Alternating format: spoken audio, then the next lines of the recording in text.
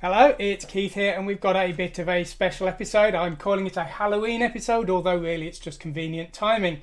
So basically what we've got is what you saw on the title and the thumbnail, no doubt. I've got these Supernatural toys. Now, what are these? Well, these are some toys from the mid-80s, I believe they came out. So I actually had just one of these kind when I was a kid, and there was a larger kind as well, which was sort of much taller, and it had sort of limbs that you could, arms and legs, whereas these just have the arms. These are simpler. And basically these are some hologram toys. They have a full facing hologram, which you probably can't see very well under the lighting, but we'll be doing some special video later of them to get the full experience. Now, why did I buy these? Well, I've been watching various 80s videos and things. I was watching some of the Computer Chronicle ones, the US show, which isn't something I'd seen before, and they mentioned holograms in them, which is very interesting and I found quite enjoyable. But that reminded me of something that I'd sort of thought of before, and it's like, you saw holograms all the time in the 80s and early 90s, and now you don't seem to see them at all, and I don't really understand why. So this became a bit of a sort of temporary obsession, and I looked around trying to find some holograms, and I thought I'd be able to buy some nice big modern holograms, and generally you can't. Generally you can't buy any big holograms at all, and they're certainly not modern ones, and the few you can find that are reasonably modern aren't actually that particularly impressive in some cases. And so it sort of just occurred to me, well, hey, that kid's toy I had when I was about 7 was very impressive, so why can't I just get that? So I had a look on eBay, and lo and behold, you can, and actually they're not that expensive, relatively speaking. I mean, these toys retailed, I think they're marked as about $7. I think these retailed for about $7 when they were new. These cost me around $50-$60 from eBay. Actually, the shipping in some cases was as much as the toy. So yeah, and the holograms are as good as anything modern I can find, at least, if not better. And so that's what I bought. So what we're going to do is we're going to take a look at them all. Now, these are the boxed toys. You can see that the toys, basically, there is a simple hologram on a plastic shell, and there's an outer rubber case with limbs, and the hands glow in the dark.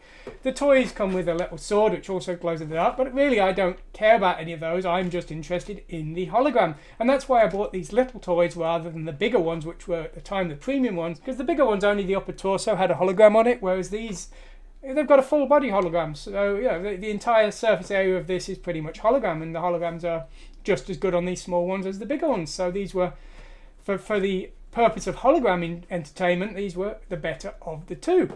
Now, as I say, these cost basically about $7 when they were new, and they cost about $70 now.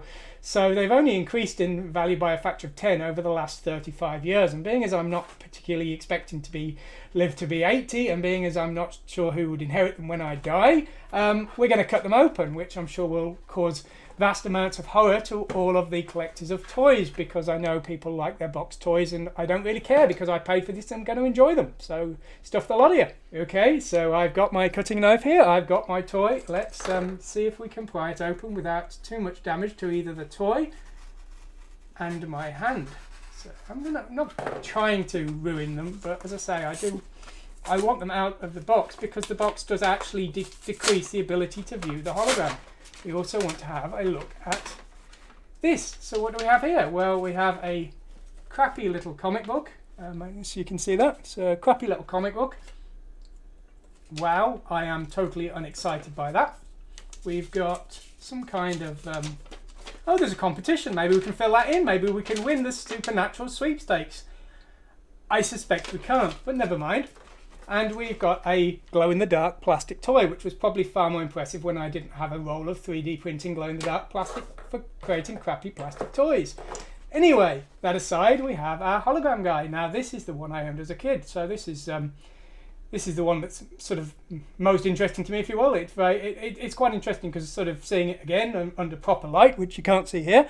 This felt just as impressive as it was the first time I saw it, which, as I say, is a bit of a slur on what few modern holograms there are out there, because the so-called the two channel ones, as they're called, which is where there's a 2 frames of animation depending on the angle you view them, they're very rare, and say I couldn't really find anything as exciting as all of these sort of creepy horror ones. So anyway, so that's one of them opened. What I'm going to do now is I'm going to open a second one, and we'll see if indeed see if the comic book is any different. I have a nasty suspicion it isn't. Now, there was a second series which I never owned and don't care about called Visionaries. Now, they had a cartoon series, and so I think that actually made them slightly more popular, but the holograms I believe on those are even smaller. So let's see. Yeah, that's exactly the same. Well, it's not gonna make much of a collectible. I'm gonna scan these and the box, and I'm gonna put them onto the internet, and I'm also gonna do some very high quality videos of all of the characters here. And you'll be able to see them, and I'll also do some stereoscopic animated GIFs so you can really enjoy them in high quality. So yeah, there's the full range, and I have the full range. We have the Spooks character, which is a jester, and the Silly Spook. The Silly Spook makes Slimer look terrifying. It just looks ridiculous, but the jester is very nicely rendered.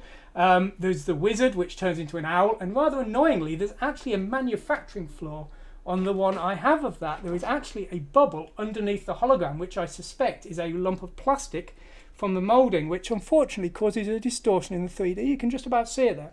So that's rather disappointing, but well, you know, I can't exactly send it back to the manufacturer for 30, 40 years after it was made. So yeah, we got old Hooter there, Sifu, which is the Invisible Man clone. I guess they couldn't call it Invisible Man because maybe that's copyrighted or something. Mr. Lucky, who is a magician who turns into a rabbit. Not exactly terrified by most of these, I'll be honest. The scientist who turned invisible was kind of about as creepy as it got, really. There's a witch who turns into a cat, but the cat is enormous. Again, very strange, not scary, but very nicely rendered. The rendering of the models, and I should say they are actually, I'm using the word rendered, they're actually physical models. The way these holograms are created is they shine a laser off a physical model and project it onto the photo paper via a beam splitter and things. It's quite interesting to see how they're made, but as I say, the models are very nicely made, even if the ideas are a bit stupid.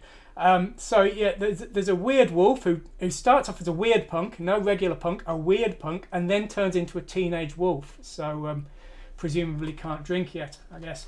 Vampire, who turns it from a vampire into a swooping bat. Again, a bit of a scale problem there. The bat is enormous, but what can you do?